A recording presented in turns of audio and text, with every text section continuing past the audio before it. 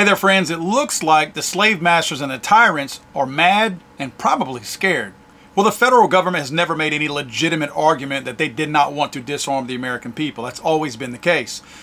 They always tell us, we support the Second Amendment because I used to hunt, and then they go on to tell you how they don't support the Second Amendment.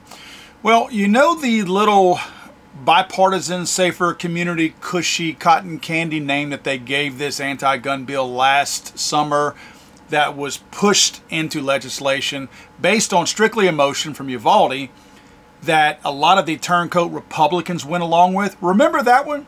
Remember the one that Biden keeps bragging about? Well, the cool thing was, at least cool for them, that they wrote in there that they could interpret things however they wanted to, at least the language of how these laws were going to be implemented and used based on how the ATF director wanted to interpret them.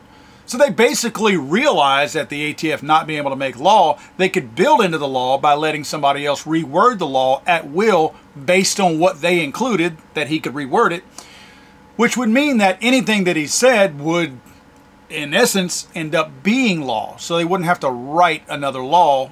Congress wouldn't, because, you know, they never want to do their own duties.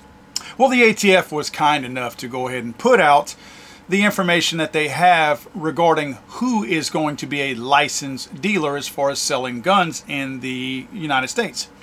They have their own interpretation, many pages long of their own interpretation.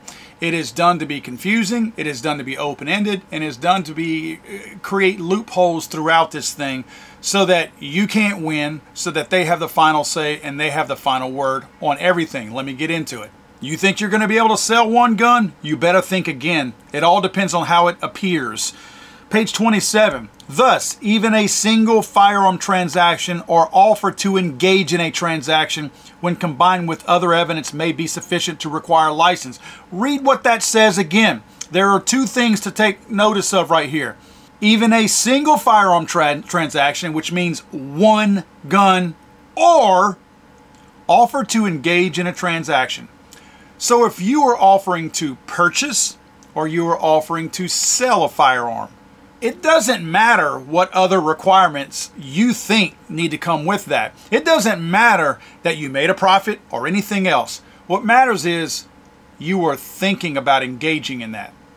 They can ding you for that. It's in the writing right here. And look a little bit further down. They tried to justify this decision of no firearms by saying courts have upheld convictions for dealing without a license when few firearms, if any, meaning none, were actually sold, provided other factors were also present, such as, here you go, the person representing to others a willingness and ability to repetitively purchase firearms for resale. So you don't actually have to do that. As long as you're willing to purchase firearms for resale, you can go to jail for 10 years or $250,000. So here comes the thought police thing. We thought the red flag gun laws with the thought police was bad enough. If you are willing to sell a firearm for profit, you might go to jail for 10 years. It's up to them. Moving on down to page 28. Rather than establishing a minimum threshold number of firearms purchased or sold, this rule proposes to clarify that, which it does not. It muddies the water up even more. Absent reliable evidence to the contrary, a person will be presumed to be engaged in the business of dealing in firearms when the person sells or offers for sale firearms. I got to repeat this. So sells or offers for sale. So you don't have to actually sell it, just like I just said. And also represents a potential buyer's or otherwise demonstrates a willingness and ability to purchase and sell additional firearms. I have a feeling that we have a recurring theme that we're going to see often here. Willingness and ability. In other words, if you are willing to sell a firearm and you have the ability to sell or purchase a firearm, you will go to jail for 10 years if they deem so. Remember, this is all up to their judgment. This is all up to the ATF's judgment. Here again, who you know. So this means that a guy like Hunter Biden will not be bound by law in cases like this, because guess what? They're leaving it up to their better judgment. So now you can't hold their feet to the fire whenever they're one of their selected people or protected people gets in trouble like this. They can say, well, it was up to us and we deemed it not necessary. But you think you're going to get that kind of nice little cushy treatment? I don't think so. Number 2, spends more money or its equivalent on purchase of firearms for the purpose of resale than the person's reported taxable gross income during the applicable period of time. This is where they needed those 87,000 armed IRS agents that they are woefully training. Have you seen these people? Anyway, well, another video, another time. So what they're telling you here is they're already expecting you by law to claim any money that you make off of the sale of firearms. And if for some reason you spend more money or its equivalent on purchase of firearms for the purpose of resale than your actual reported taxable gross income, they're coming after you. And it's not just one organization. The IRS is going to come after you, and they're going to bring their little bitch-ass friends, the ATF, with them. Number 3, repetitively purchases for the purpose of resale or sells or offers for sale firearms. I'll get more into this later, but ignore the IRS if you're selling firearms. We'll talk about that in a second. Now a little bit more on how you're going to be an illegal reseller of firearms if you repetitively sell or offer for sale firearms within 30 days after they were purchased. You know that new gun you just bought? You better like it, or at least you better like it for 30 days. Because if you unload that thing on day number 29, they're coming after you. You are an illegal reseller of firearms, an unlicensed dealer. B, that are new or like new in their original packaging. I literally wrote WTF on my notes. I literally wrote that right next to it. That are new or like new in their original packaging. Notice they don't define new or like new. And how many of you guys out there, because you're not as stupid as the federal government, you have enough sense to realize that the box that a lot of these guns come in add to the value of that firearm, especially the older it gets, so you don't throw the boxes away. So the goal is, they expect you to use a gun and beat it up. Because if you have the goal, like me, of purchasing a firearm that you don't necessarily need because you have others and you're a collector, you may hang it on your wall, you may leave it in the box. So any of the guns that you find, I probably have half of the guns that I have that I've not shot yet. So any of the guns that you might find like that, in that kind of condition, are probably in the box. So if I sell one of those guns, then I'm already considered a dealer by these clowns. Just because I maintained my gun and kept it in good condition. Just because I kept it in excellent condition. You know how we have the blue book for firearm sales? I guess now we're going to have to completely eliminate that section in there that says excellent, because nobody's going to be able to keep a gun in excellent condition anymore for fear of the ATF throwing them in jail for 10 years. And this one here, come on man, that are of the same or similar kind, make, manufacture, model, caliber, gauge, and action, and type. So if there is an estate sale and your grandfather collected 1911s and you try to sell a bunch of 1911s, first of all, you're going to get dinged anyway because they can. In other words, I don't even know why this one is in there.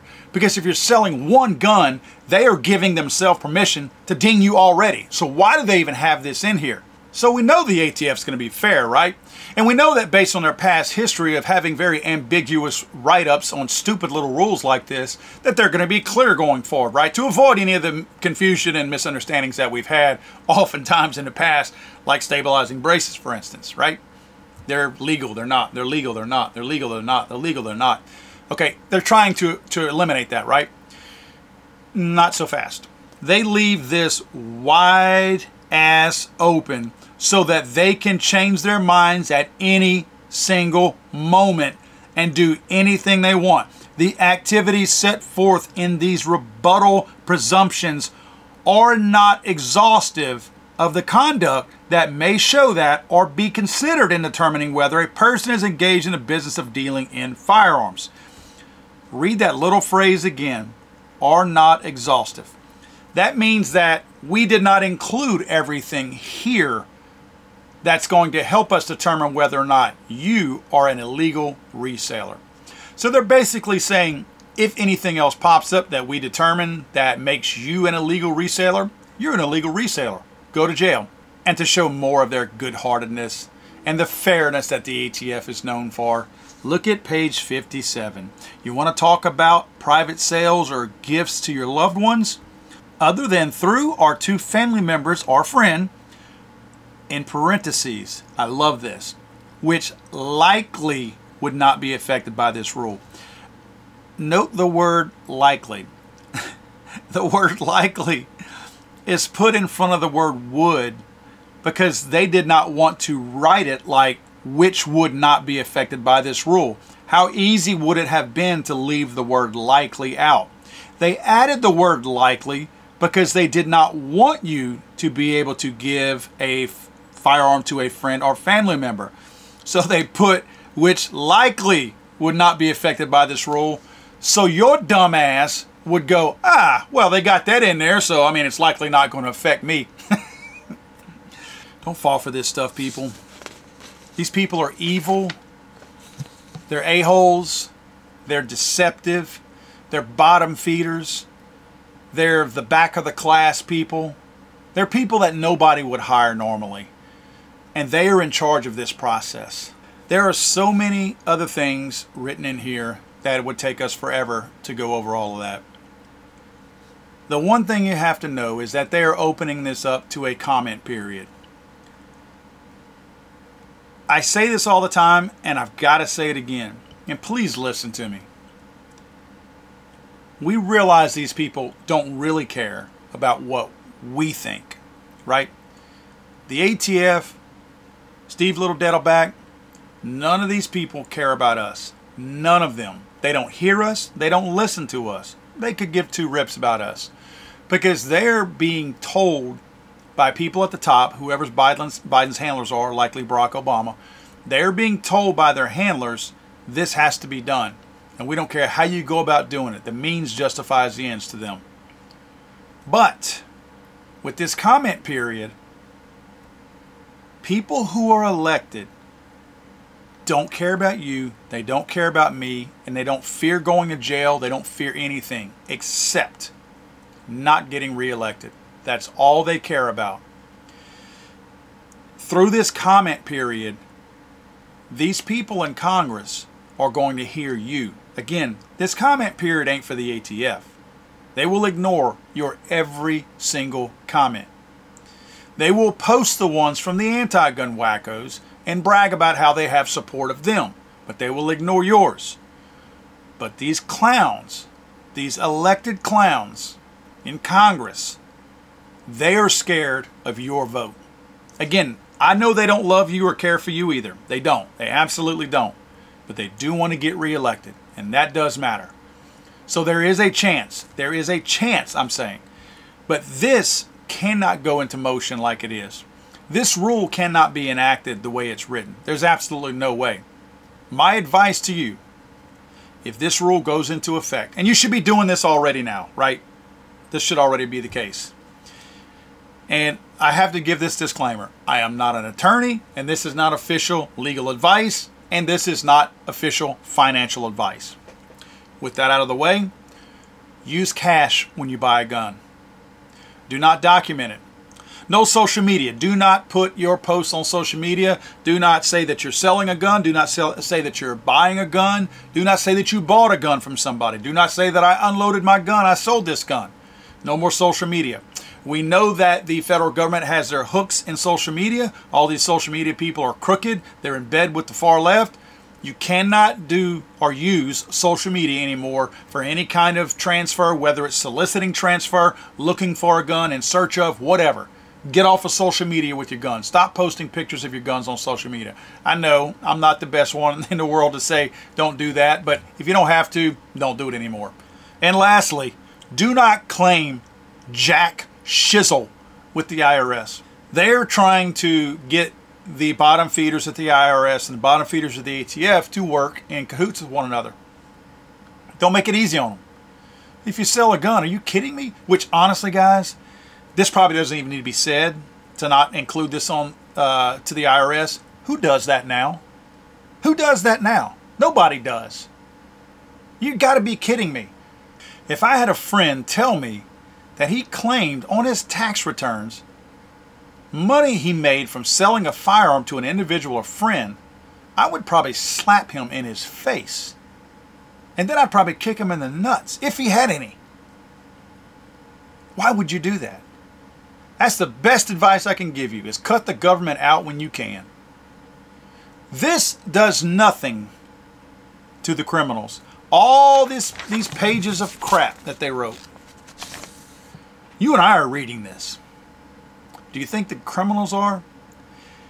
If the criminals were to look at this video and see that what they're doing now is illegal, do you think they're going to change their ways? The federal government is inherently stupid. You have to look at the federal government. It's the lowest of the low. So you have to always assume that whoever is cashing a paycheck from the federal government can't get a real job anywhere else. Nobody else will hire them. They're trash. They're bottom feeders. They're the bottom of the barrel.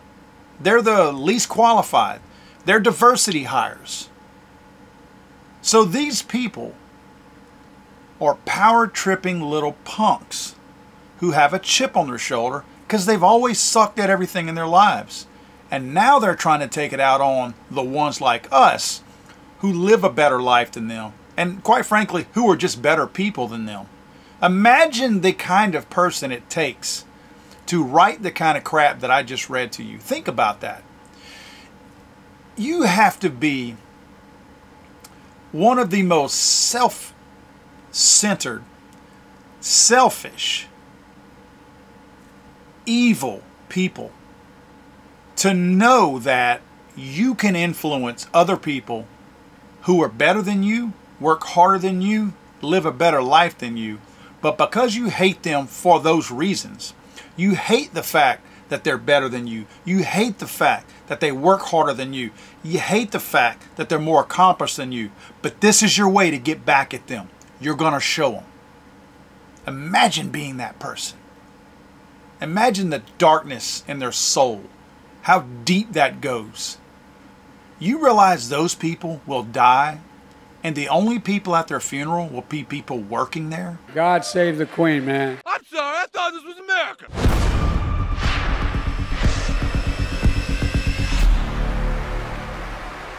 He's so